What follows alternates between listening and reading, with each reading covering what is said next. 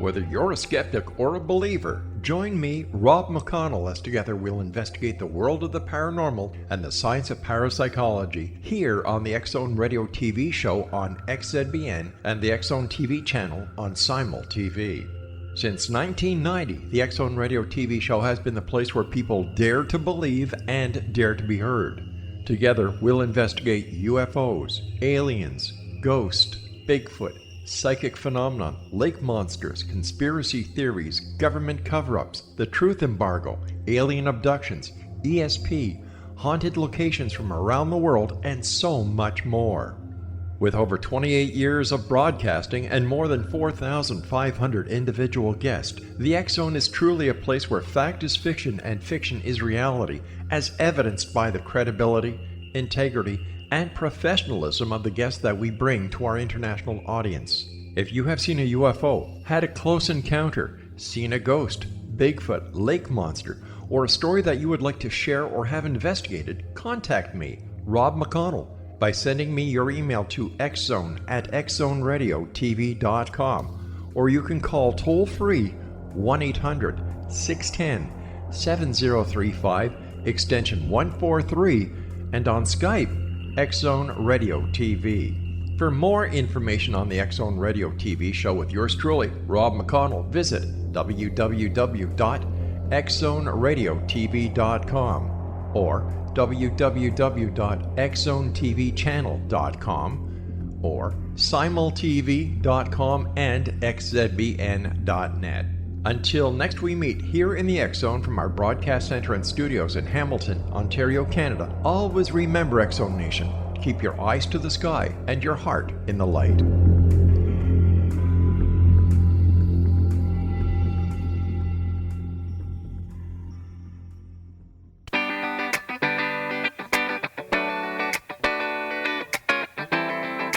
Welcome to the Connecting with Coincidence radio show with Dr. Bernie Beitman, MD, bringing together the world's synchronicity experts to help you use meaningful coincidences to develop spiritually, psychologically, and practically. For more information, put Connecting with Coincidence into your web browser to find the book, website, Psychology Today blog, YouTube channel, and Facebook page. And now, here is the host of the Connecting with Coincidence radio show, Dr. Bernie Beitman, MD. Welcome to Connecting with Coincidence. Yes, I am your host, Dr. Bernie Beitman, MD. So glad you are with us, you loyal fans, with us again. Here we are looking into all aspects of coincidences with people from around the world. Spread the word about the show. Word of mouth is how we grow. And here's a question for all you out there in coincider land. Think about this one. What is the purpose of humankind? Each one of us has some idea about what our purpose might be, or at least tries to, but what about the whole entity, the whole organism, the whole thing of humanity, this humankind organism, this creature that we are all part of? Humankind continues to destroy its habitat and create strife. How does this fit into the primary purpose of human life? Because we don't have the purpose in sight, we act without thinking about the consequences to people of the future. Is purpose to be found out there in some grand design? Or is it all random chance requiring each person to make up a personal meaning? Or is there a specific purpose for each person to find for themselves and for humankind to find collectively? That's a question for today, and one I'm working on developing for my Psychology Today blog and for my upcoming book on coincidences. Our guest today is Dr. Martin Sand, who works at the Department of Values, Technology, and Innovation at TU Delft University on moral luck in science and innovation. He studied European culture and history of ideas at the Karlsruhe Institute of Technology, focusing on philosophy and ethics of technology. Sand obtained his PhD in 2018 with a thesis about the future, about the visions, futures, and responsibility, about the ethics of innovation. Sand is a member of the editorial board of the Springer Journal Philosophy of Management and a member of, yes, the Serendipity Society, of which I also am a member. During his PhD, he taught business ethics and engineering ethics at the Technical University of Kaiserslautern. I'm glad to say that name. Welcome to the show, Martin. Thank you very much for the nice invitation, Bernie. I'm glad to be here. It was great talking to you at the Serendipity Society meeting in London in September. That's where we first met. Agree, yeah. We talked about that my parents came from around the same area that you did, around Kaiserslautern and Mannheim and in Germany. And you somehow got pulled out of Germany, you told me, and ended up at TU Delft in the Netherlands. How did that happen? Yeah, interestingly, yeah, indeed. I grew up close by to Heidelberg, before I started doing my PhD at the KIT in Karlsruhe, I went as a master's student of philosophy to Strasbourg in France, and met my current partner, my girlfriend, who is from the Netherlands, and she attended as a PhD student at Erasmus Rotterdam University. That's how our relation started. And just 2 years ago, I decided to move to the Netherlands and start a new life, sort of. Luckily, also got a position at the TU Delft with my current fellowship to do the project that I'm currently doing on moral luck in science and innovation. So that was an exciting coincidence. It really changed my life. People meet each other all the time. You met in Strasbourg, which sometimes has been part of France and sometimes part of Germany. Yes.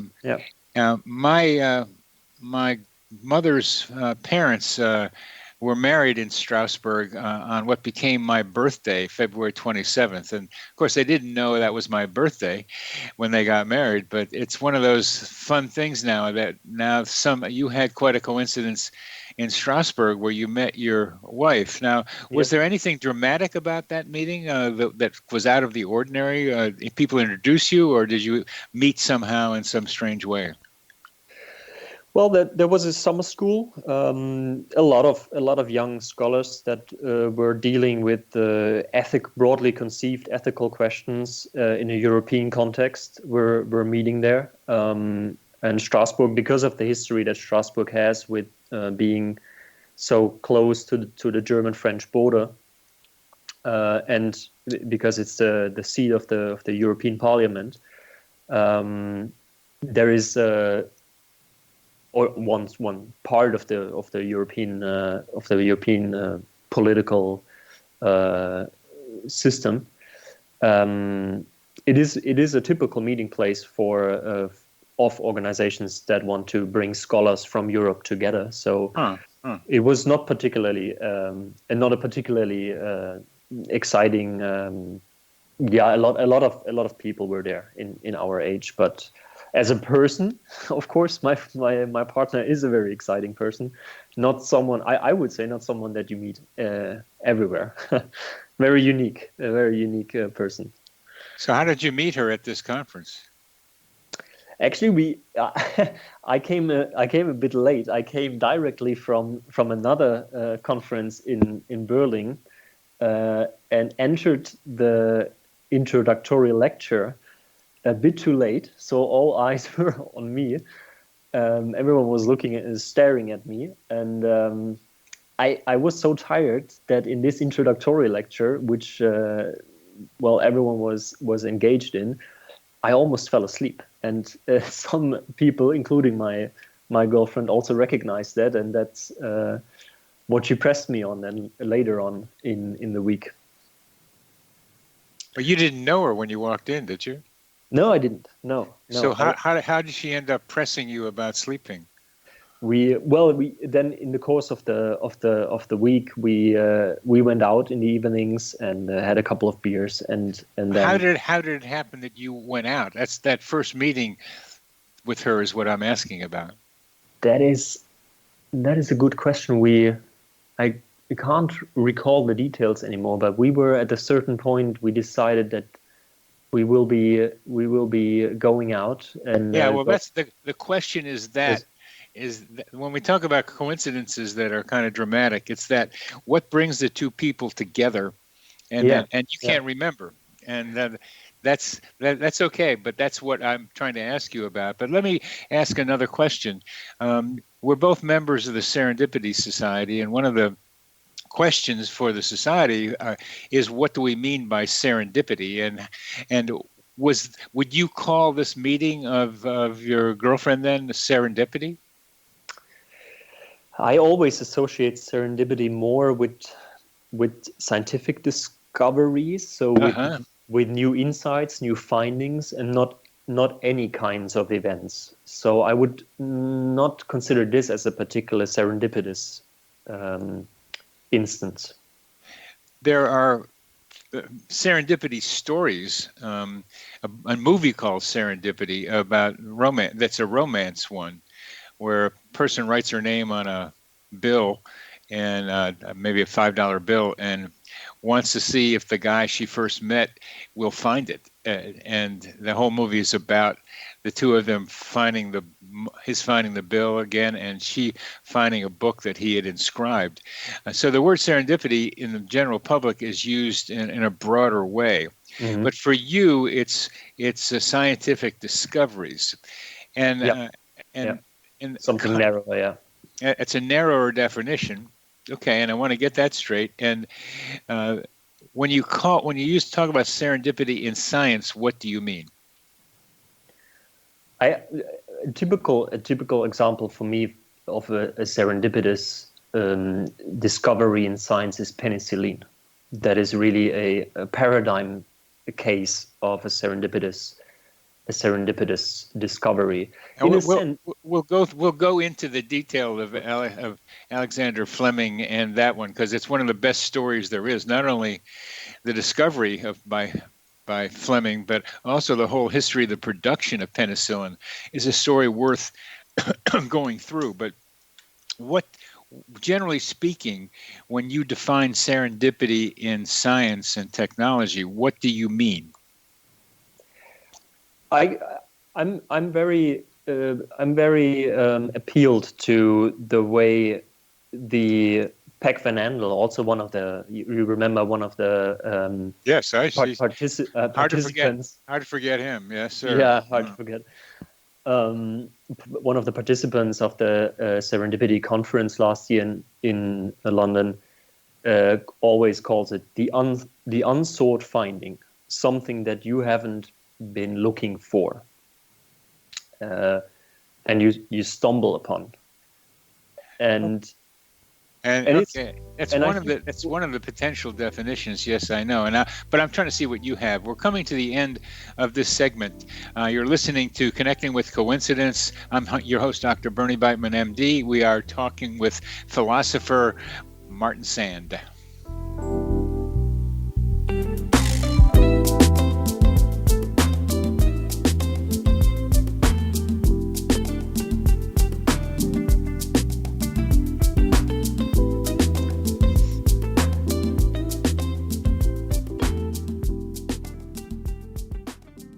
Patty Conklin grew up in Brooktondale, New York, with a unique ability. Unlike others, she could see how the vibration of words and emotions affected the physical body. She discovered how to release stored emotion and facilitate healing. This began today's Conklin method of cellular cleansing. The private practice grew with tremendous results, as did her reputation. More and more people sought her out, bringing her into the home for healing. She soon realized she could even teach this to others, and they could shift perception and thus prevent illness from occurring. Patty Conklin quickly became a frequent keynote speaker, and she developed a curriculum for teaching the Conklin method of cellular cleansing. For more information, visit pattyconklin.com. PattiConklin, PattiConklin.com, or call 404-474-0086. That's 404-474-0086.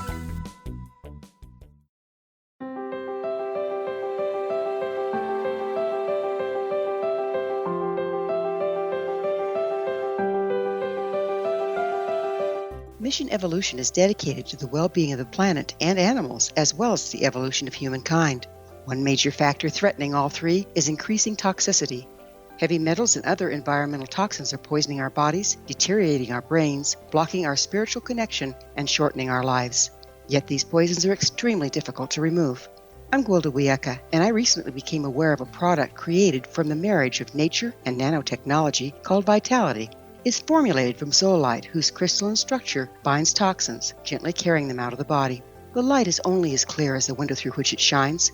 Clear your body, shine your light into the world. Visit vitalityhappens.com for a 20% discount. Enter code PATHHOME.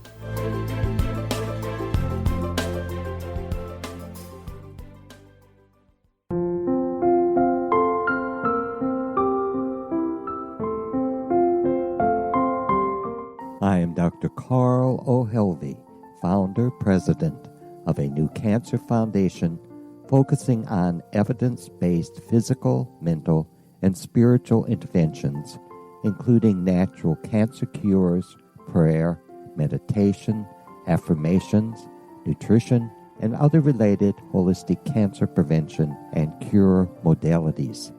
These are used in cancer education, research, and financing care. I ask for your help to continue this important work by donating at www.holisticcancerfoundation.com.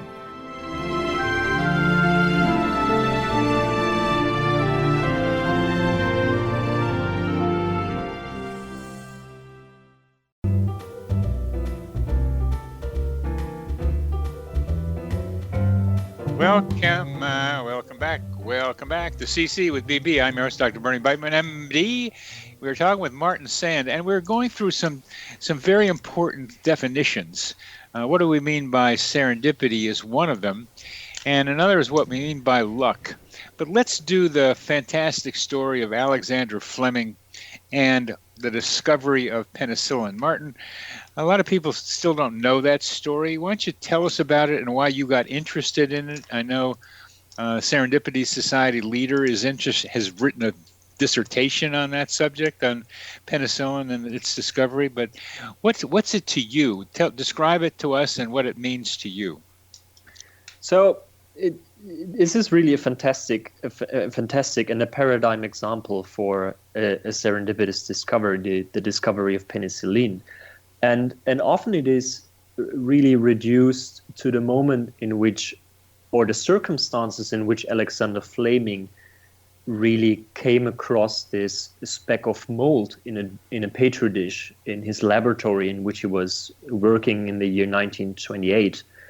But serendipity is sort of, and that is also what my colleague Samantha is often alluding to, really the fact that luck has been involved in several stages of the process, from Alexander Fleming's original work in London in the 20s until we had this final medical drug that could deal so well with bacterial infections.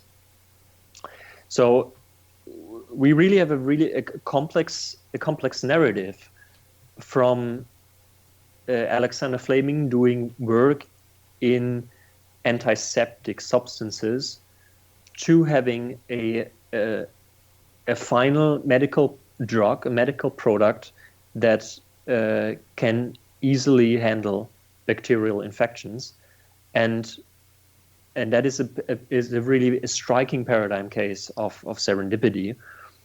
But the most central moment in which something very unexpected and lucky happens in the story is in September 1928, because in August Alexander Fleming leaves his laboratory, and he had, before he leaves on holidays for a couple of weeks, he has inoculated a couple of petri dishes with bacterial cultures.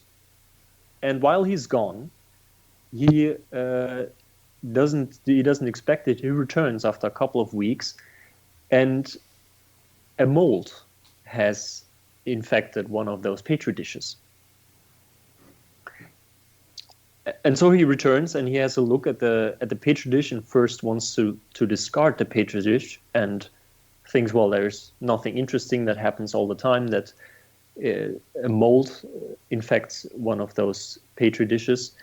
But he sees that the bacterial culture that he planted there before did not grow closer to the mold.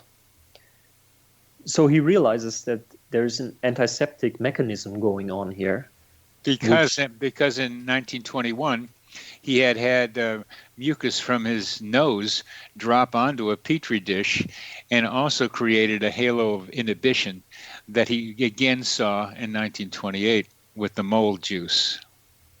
Yes, so he was aware of which kind of effect he was looking for. He had that sort of preparedness that is often connected with the term serendipity, that it is this combination of chance and wisdom, as Samantha says. Yes. So in a sense, he was clearly prepared to identify what was going on here, but that mold would appear in the petri dish has certainly been beyond his control. Beyond his control.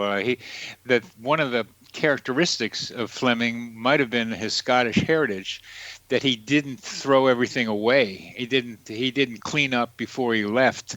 He looked to see if anything had happened, because he wanted to make sure that maybe something had happened that might be worth his interest. And also I've read something about the temperature in London dropping around the right time for the mold to come through the staircase from another laboratory and land on his petri dishes, and the temperature had to be right for the mold to be able to grow first. If it had been too hot, it might not have, and it was a hot summer. So there were a lot of other variables that may have played a part in this very dramatic discovery. So please continue. Yes, and of course that had at the time you would expect, if that had been sort of a linear development, the publication in which Fleming first describes this mechanism would have had massive repercussions in the scientific community, but it was actually not really. It didn't draw a lot of attention until. It didn't. Yeah. No, not at all. Until almost 12 years later, until in an Oxford study group with Howard Florey and Ernest Chain became aware of this paper and picked it up again. And that is sort of the next step in this series of highly unlikely events that eventually leads to the success of penicillin. My understanding of that story is that that Chain and what's his name also Florey needed something to clean out their their flasks, and it happened that some of the lab assistants had been using penicillin to wipe out bacteria that might be in their flasks. So they wanted to find this penicillin as a result of this, as they saw the paper. But there it was, right there in their laboratory, with people using it to antibacterialize the flasks. So Florey and Chain they were studying, as I understood it, how cell membranes might be broken down. They weren't even looking for an antibiotic. Indeed, but they were the group that picked up Fleming's finding, because he himself, as far as I'm aware, recommended to use penicillin only once for clinical application in a case where someone he knew was having a bacterial infection. And And then only after Jane and Florey got interested in penicillin, they started doing systematic clinical trials. Yeah. Yeah, and a lot of funny things happen in that too. Picking a guinea pig rather than a rat, where the penicillin might have killed the rat but didn't kill the guinea pig. And there were all kinds of other little things that happened, but they were able to determine that it had some antibacterial capacities for people. And then what happened? And that, yes, indeed, and they started systematically. Studying that it could be used to as a drug to treat bacterial infections. And under the impression of the Second World War, that was starting to come into starting to emerge all over Europe. They tried to speed up the finding a penicillium strand that was highly yielding, so that it could be produced in a very big on a very big scale. Uh-huh. But they themselves couldn't find such a high yielding strand of penicillium, and so another person becomes very important who is by now almost forgotten in this story, and that is a lady called Mary Hunt. Yeah, and she was the one to identify what that became for a number of decades the actual strand of penicillium that would be the basis of an industrial of a mass production, industrial scale production of penicillin. Yeah. She as much as Fleming should get credit for finding that mold in a farmer's market in Peoria, Illinois, is where she found it. Yeah, it's and she's ended up in history only being called Moldy Mary. Yes. And it's a shame because she was so instrumental on the other end, just like Fleming started it. She found it serendipitously, I would call, or by luck, however we define that, by looking around and seeing this gold stuff on a melon in Peoria, while the U.S. had sent out its military looking for mold all over the world. And there was Mary Hunt finding it right there in her farmer's market in the same town that she was, where they had corn liquor to grow the stuff in. Indeed, and it's in a sense, and that relates to the what I'm what intrigues me so much about luck's involvement in this type of scientific discoveries is that it's a big injustice that she received so little attention for her contribution to the discovery. Agreed. And so, how do you process that? We're coming to the end of this, as our bell just kind of told us. But what we're going to talk about here is what are more the ethics of this situation in which Fleming got and Chain and Florey got Nobel Prizes, and Mary came away with only the name Moldy Mary when her contribution at the other end was so necessary for the whole thing to have happened. You're listening to Connecting with Coincidence. I am your host, Dr. Bernie Beitman, MD. We are talking with Martin Sand, and we will be going into what luck and ethics in scientific discoveries.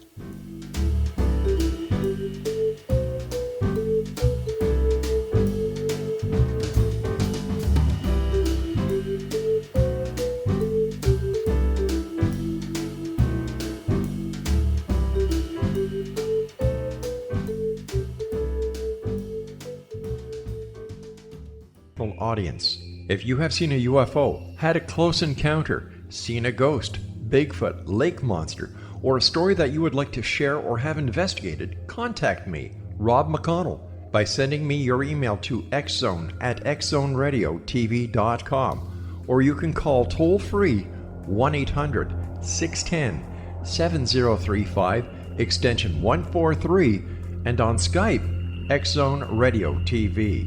For more information on the X-Zone Radio TV show with yours truly, Rob McConnell, visit www.xzoneradiotv.com. or www.xzonetvchannel.com or simultv.com and xzbn.net. Until next we meet here in the X Zone from our broadcast center and studios in Hamilton, Ontario, Canada, always remember, X Zone Nation, keep your eyes to the sky and your heart in the light.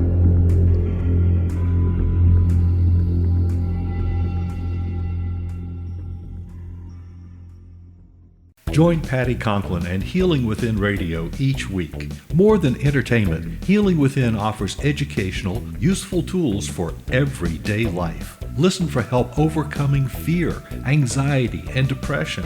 Patty knows about eliminating cancer, MS, dementia, Parkinson's, and a host of illnesses that we face every day. Life can be good. Life is good. All you need are simple tools to start changing your life. Start right now by visiting pattyconklin.com, PATTICONKLIN. No matter where you are in the world, you can work with Patty through Skype, phone, or in person, visiting one of her retreats in Georgia. Visit pattyconklin.com today or call our offices at 404-474-0086. That's pattyconklin.com or call 404-474-0086.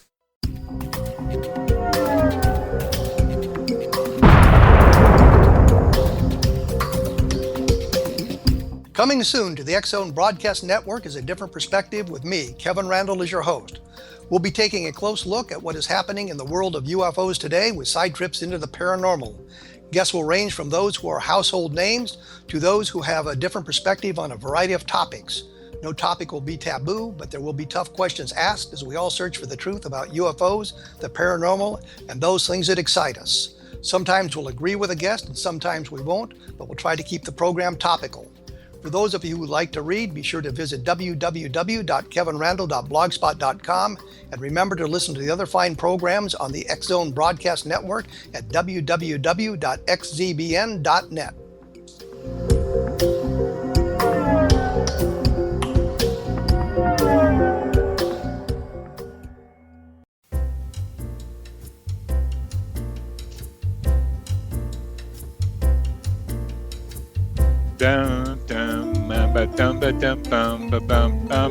You're listening to, yes, this is Dr. Bernie Beitman, MD, and you're listening to Connecting with Coincidence. We're talking with Martin Sand about one of the most phenomenal scientific serendipitous events in at least Western world history from what we know, the discovery and manufacturing of penicillin. Alexander Fleming discovered it serendipitously in a petri dish in 1928. But Mary Hunt in Peoria, Illinois in the 1940s found the strain of penicillin mold that could lead to mass production, which probably contributed a good deal to the Allies' victory in World War II, because a lot of American and Allied soldiers could be saved from devastated infections by the use of penicillin. So what about the fact that Mary Hunt and other people like her, and there was a whole sequence of events that involved besides her, but Mary Hunt gets so little attention? How do you think about that ethically, Martin? So the fact that she's only one of the many people who received very little credit for her contribution to what made penicillin a global medical revolution and a global medical success is that in the end, I mean, individually, she has, to her, a great injustice has been done because that contribution was not acknowledged. Then, on the other hand, we have to look at how much praise and how much public recognition Fleming received, to whom it seemed as if the whole success story, in which we have now seen in our last segment, so much luck has been involved. Everything that happened in that time, and so much as beyond his control, is still attributed to his own capacities as a scientist. So he's really has been praised. He has been celebrated as a sort of scientific god, or almost a godlike creature. Yeah. And not only is it from the perspective or looking at people like Mary Hunt, a great injustice to her, but also in a sense a bit of actually a strong sort of a paradoxical emphasis on him as a scientist, to attribute all these events that together led to the global success of penicillin to him as a person. Yeah, and it's part of it to me is this wanting to have the white male hero be acknowledged and recognized as the one who makes it all happen. But what are your ideas about how this injustice has taken place? It is certainly it might have been motivated by the idea that we have this one white guy that is an absolute genius. But there is in general a strong resistance, and that is still prevailing in science, to acknowledge just how much luck is involved in both the academic career path, that includes the choice of supervisor, the choice of the host university in which you undertake your research, and in the scientific or in the research aspect of science itself. Because if we acknowledge that, we also have to admit that it takes a lot away from the agent in terms of contributing to the outcomes of scientific successes. I think it's about time to define luck, because it's defined in lots of ways. I use it when opportunity meets preparation, and add perseverance. So you got to keep going for it before it happens. And so luck be a lady tonight is a great song, but how do you define luck? I think that, well, here in contrast to serendipity, where I think that it's often emphasized or underscored that there is a moment of wisdom or sagacity included in the serendipity, paired with chance. Luck in itself is by definition, and a lot of philosophers follow this definition, really beyond the agent's control. So if you had an influence on a certain outcome, then you can't actually call it lucky. So I would say that there is a really a conceptual tension between luck and control. Okay, and that's important because there are different definitions of luck, different kinds of luck, and what you're describing is one of them called dumb luck, meaning you didn't have anything to do with it; it just happened. But other definitions do include agency of the person, and also being in the right place at the right time is not just an accident sometimes. It's somehow you can find your way to the right place at the right time. So I'm more interested in figuring out how the person might have something to do with it. Mm-hmm. That's because I'm a psychotherapist, I look for self-responsibility. To say that the person in the middle of it had nothing to do with it is a hard one for me. I understand that initial reaction. I too have that, but in the moral luck debate, there we distinguish very different types of luck, and taken all together, and that is sort of the conclusion that a very famous American philosopher Thomas Nagel drew in the 70s already. Taken all together, there seems to be no agent left. If we include the prehistory until an agent could act, and everything that happens after, and look how much was in control of that agent, there is not much left for what you can be responsible for. And that's why Nagel came to the conclusion responsibility and agency vanishes. Oh, that's very interesting. And I can apply that reasoning to Alexander Fleming. in his petri dish. Yes. So in Fleming's case, you would, for instance, say that hasn't it been the case that by being prepared, in a sense, having worked with these kind of antiseptic agents before, having done his scientific work, having been really virtuous and careful. Well, Fleming was not particularly careful in working with his, but he had a trained eye. Yes. He knew what he was looking for. Isn't that, in a sense, his agential contribution to this discovery? And I would, on the one hand, agree that is true. On the other hand, we can imagine that he could have had exactly the same capacities and the same skills and virtues, and what happened in August and September 1928 could not have happened nevertheless, and then he would not have received the Nobel Prize and not have received the public recognition that he received. I think I'm getting this because I think Samantha, again, co-head of the Serendipity Society, was saying that people had seen this penicillin mold thing happen before, and just nothing came out of it.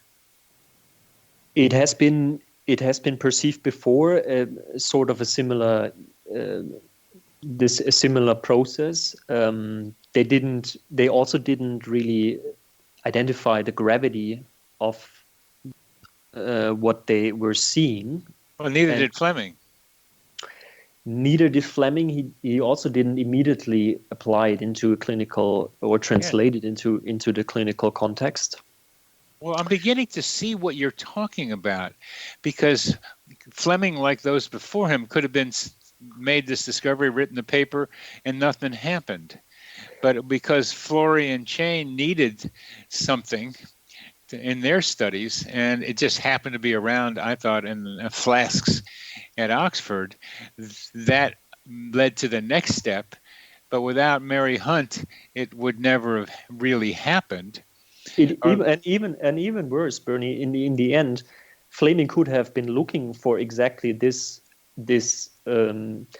fluid his life long without finding it. So all his skills and virtues could have simply been futile, in a sense, if he had not had the luck to find this agent in his laboratory in 1928. Okay, and that was luck that I would say that he had some agency for. I mean, we can argue about that because he was prepared to see it from his earlier experiences, as other people may have been before him to see that penicillin mold might do something like this. The luck part of it was that it was beyond his control, is that the Oxford guys were using it in their flask cleaning, and Florey and Chain found it, and that he had no control over. Mm-hmm. I think that's more the point I'm getting from you, is that he couldn't have made any of that happen afterwards, and certainly he didn't influence Mary Hunt to find the mold on the melon in Peoria. So this, now I'm getting the idea, and I think of it in different ways, that there's so many other people. We stand on the shoulders of giants. It's another way of saying it. We're coming to the end of this segment. We're talking with Martin Sand about luck in science, scientific discovery on the X-Zone Broadcast Network.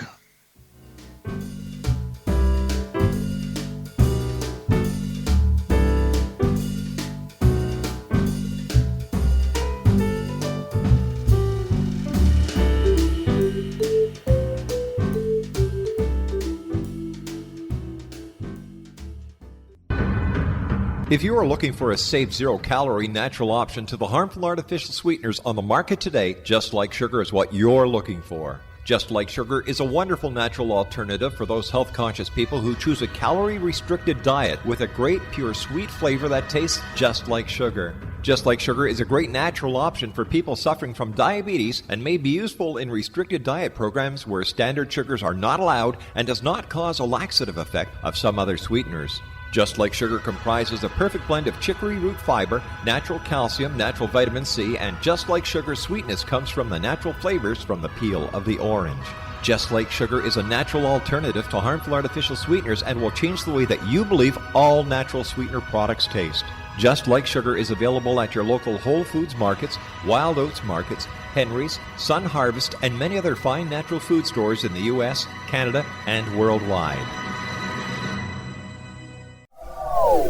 They are here, and they've been here for thousands of years, making their presence known in the shadows. They might be seen by a lonely motorist on a deserted road late at night, or by a frightened and confused husband in the bedroom he is sharing with his wife. But who are they? What do they want? Why are they here? Perhaps most concerning, has the government been aware of their presence all along? The new book by Elie Marzulli, UFO Disclosure, the 70-year cover-up exposed, delves into the world of UFOs. Can full disclosure be soon? Order now and receive a free hour and 37-minute DVD on the UFO phenomenon. UFOs are real. Get both the book and the DVD, a $40 value, for only $19.99. To order your book and DVD today, go to lamarzulli.net. That's LAMARZULLI.net. You have heard of the X Zone? Now watch it on Simul TV, plus 500 video games, live TV channels, free video on demand, worldwide, and more. Does this sound like tomorrow's television? Well, it is, but you can have it today, right now. It is Simul TV. Simul TV offers what the others only wish they could provide. 15 exclusive channels like X Zone, sci-fi, and horror. We are worldwide. No other provider offers that. 500 built-in video games. No need to have an extra expensive system. We have them included. Free video on demand. Live streaming events from around the world, interactive online network, and much more. Tomorrow's TV today. Simul TV. Sound too good to be true? Well, it's not. You can have Simul TV today. Sign up at simultv.com. Do it today.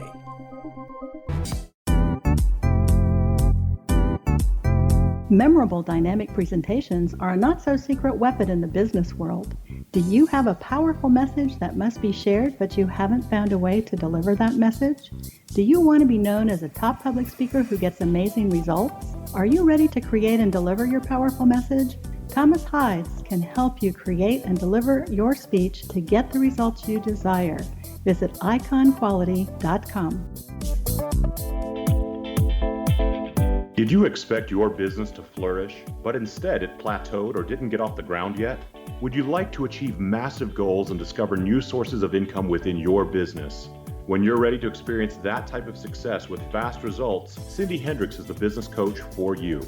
Her work with entrepreneurs and business owners has been life-changing. To get you and your business where you want to be, go to imaginemoresuccess.com. Has the fear of public speaking stalled your business or personal life? What would you give to develop and maintain supreme confidence? Have an invaluable private program to always perform at your best. Imagine how you would feel. You can have all that and so much more today with Thomas Hides' life-changing course called Number One Fear Unleashed. Visit numberonefear.com and be liberated from your fear of public speaking.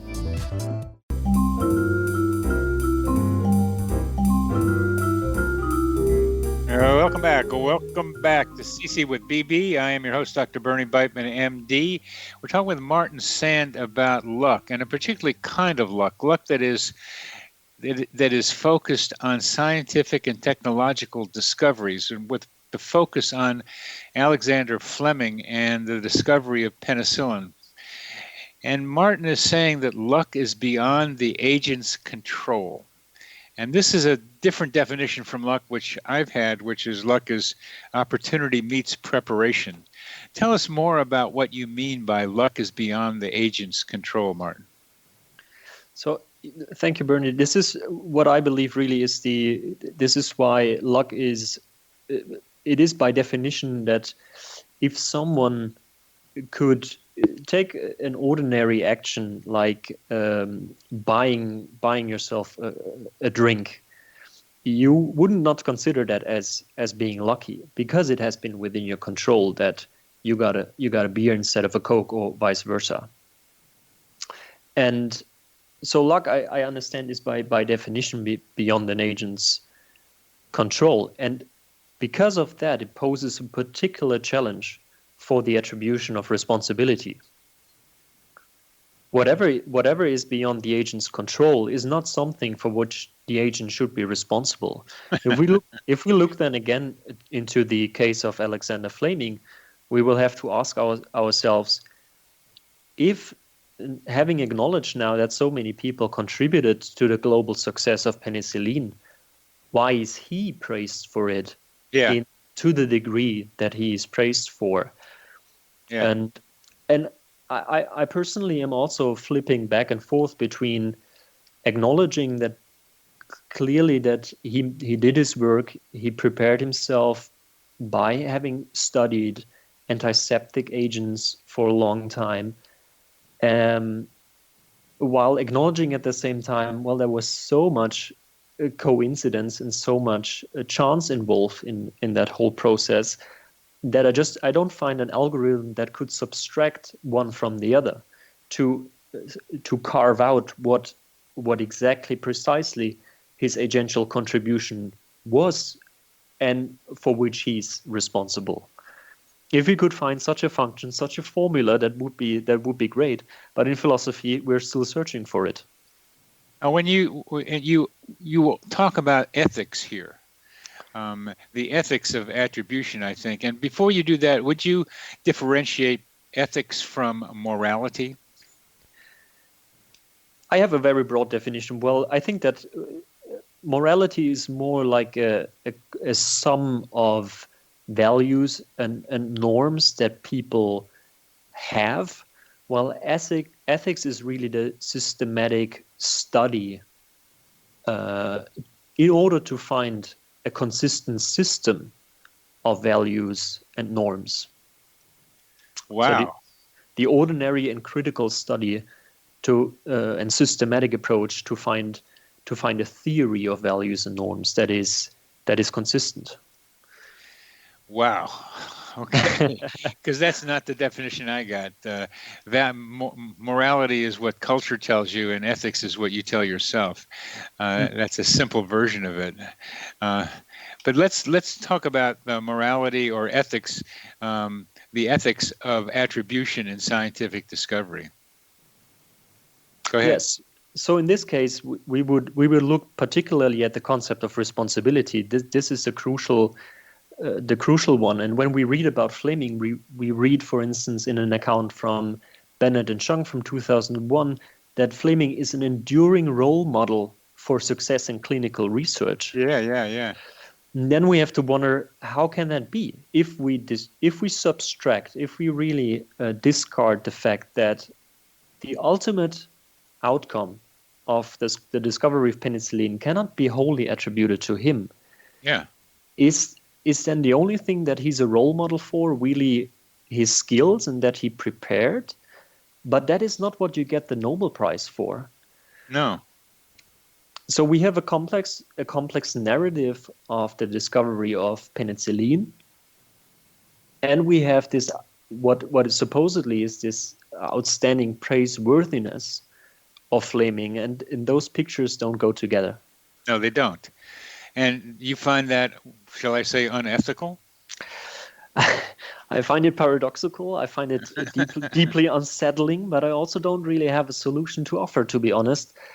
There are a number of arguments out there how we can deal with it. I myself tried to propose one in a recent paper in Science and Engineering. Which is what? What is your proposal?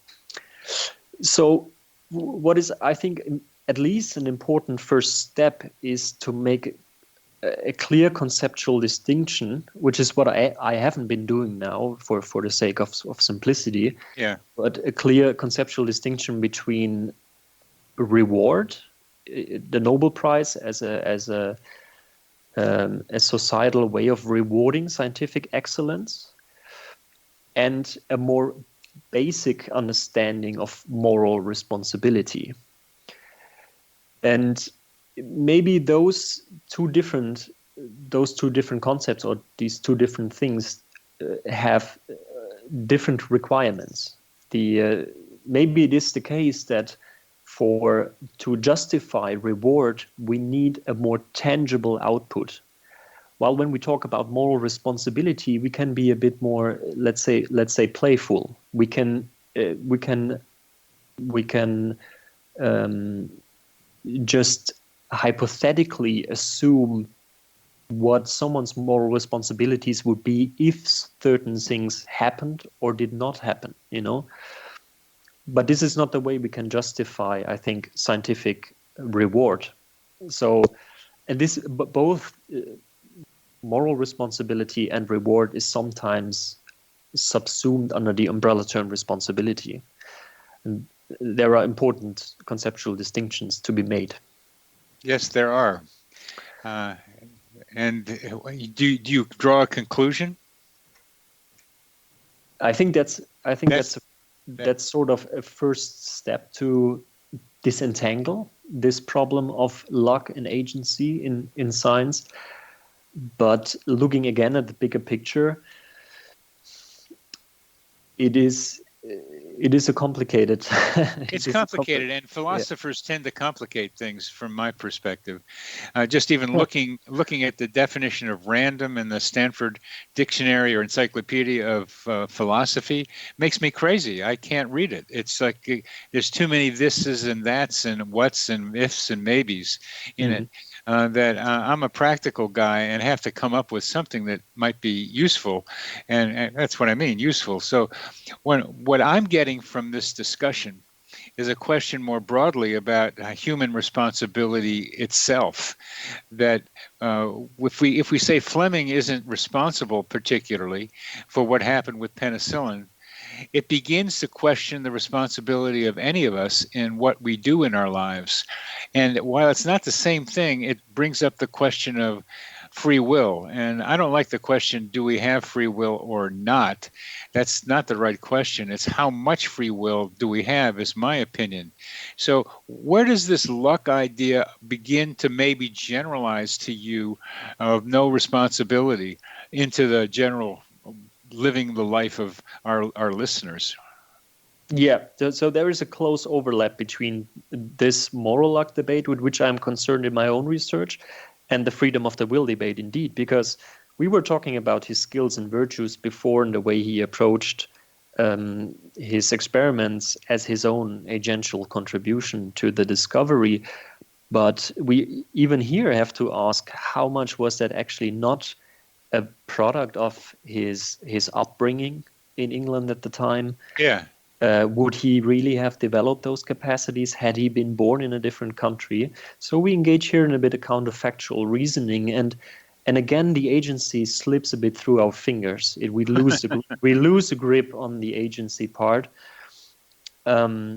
And the more we talk about the context, both historically and currently, the more we lose. The agency slips through our fingers. That's great. That's great. Yeah. And that is the phenomenon that Nagel really describes also in his moral luck paper, which sometimes also drives me a bit crazy. But whether there is a satisfactory solution to this, I don't know. What we do have is we have clearly established in science and in law as well policies that at least pretend as if there are actions and as if there is accountability and responsibility. Yeah, we do. And these have important functions to fulfill. And maybe we can justify those functions simply without reference to a very substantial concept of moral responsibility. Maybe the pure agency that we want for moral responsibility is in ordinary life not attainable. Well, I was going to say just the opposite. It's in ordinary life, it's where it is obtainable. Like when I'm talking with patients about, like, maybe you should get more sleep. Mm-hmm. And maybe you should go to bed at a certain time every day, because that's going to help your mood. And they have the responsibility of being able to make that decision, don't they? When we make these recommendations, we assume that they do. But it may be something else. Now, unfortunately, we've come to the end of our show, and you're challenging the whole basis of what I do as a therapist. But that's fun. Yeah. You've been listening to Connecting with Coincidence. I'm your host, Dr. Bernie Beitman, MD. We're on the X-Zone Broadcast Network, and our guest has been Martin Sand. And I don't know if I'm responsible for signing off on this show. Thank you for the invitation, Bernie. You're welcome.